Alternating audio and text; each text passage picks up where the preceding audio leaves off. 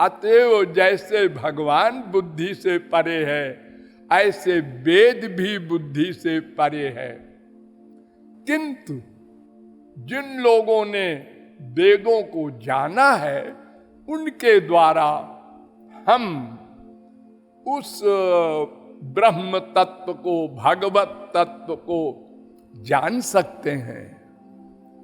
उसके जानने के लिए हमने अपनी बुद्धि से तो बहुत प्रयत्न किया और हार गए, लेकिन वेदों ने कहा ऐसा नहीं है, उसको जाना जा सकता है वो जिस पर कृपा करके अपनी इंद्रियां, अपना मन, अपनी बुद्धि दान दे दे, वो भाग्यशाली जीवात्मा उस परमात्मा को जान सकता है, देख सकता है, संसारी जीवों की तरह हमसे व्यवहार कर सकता है, प्रेम कर सकता है, क्योंकि वो हमारा सर्वस्व है।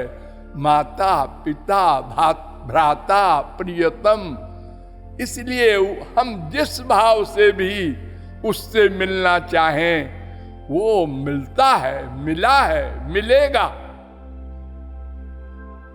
लेकिन उसकी कृपा कोई आकस्मिकी घटना नहीं है, कोई भगवान पियक्कड़ नहीं है कि किसी पर कृपा कर देगा, किसी पर न करेगा। उसकी भी कुछ शर्तें हैं, उन शर्तों पर विचार किया गया। वेदों के अनुसार, शास्त्रों के अनुसार, पुराणों के अनुसार, स्मृतियों के अनुसार, तो पता चला कि कर्म, ज्ञान, भक्ति ये 3 मार्ग हैं जिनसे हम उसको जान सकते हैं, प्राप्त कर सकते हैं। अनंत जीवों ने प्राप्त किया है। कर्म पर विचार किया गया तो पता चला कि कर्म तो स्वर्ग तक ही हमको पहुंचा सकते हैं, बशर्ते कि हम कर्म का जो षड्विधि पालन है विधिवत कर लें। अतः वो हमारे लिए व्यर्थ हुआ।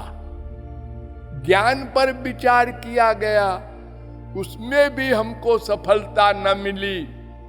एक तो ज्ञान का अधिकारित्व ही अरबों में कोई नहीं होता, दूसरे अगर कोई हो भी जाए तो उस मार्ग में चलना कठिन है, और अगर कोई चल भी जाए तो बार बार पतन होता है, और अगर पतन होने के अतिरिक्त कोई पहुंच भी जाए तो केवल आत्मज्ञान हो सकता है, ब्रह्म ज्ञान नहीं हो सकता।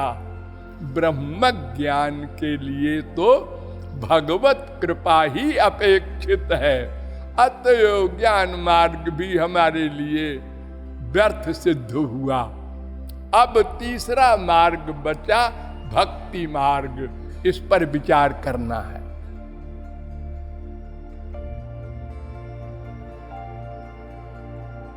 देखिए, किसी भी उपाय के निर्णय के लिए 5 प्रकार होते हैं, उनको पहले समझ लीजिए। नंबर 1, उस उपाय से लक्ष्य की प्राप्ति हो जाए, पहली शर्त।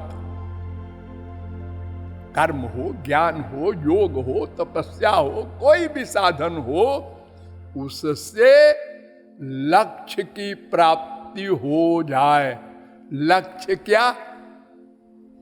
2, आत्यंतिक दुख निवृत्ति